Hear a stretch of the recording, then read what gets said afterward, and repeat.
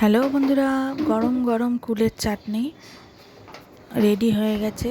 আমি দিয়ে দিচ্ছি তোমাদের জন্য। তোমরা দেখো, যদি পছন্দ হয় তাহলে তোমরা একটুখানি খেয়ে দেখতে পারো।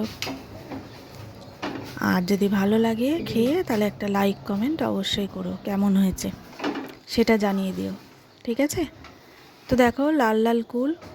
এখন শীতের সময় এই কুলটাই আসে। এখন এটা আচারেও করা যায়, আবার চাটনিও করা যায়। তো আমি আজকে এটা ঝোল বানালাম, কুলের ঝোল। গুড় দিয়েই বানিয়েছি।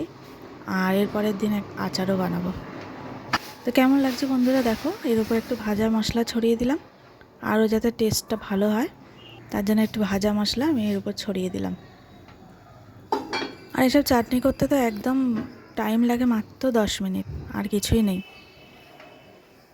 তো তোমরা কীভাবে করো একটু কমেন্ট করে জানাবে। ঠিক আছে বন্ধুরা? ভালো লাগলে একটা লাইক কমেন্ট অবশ্যই করে দিও।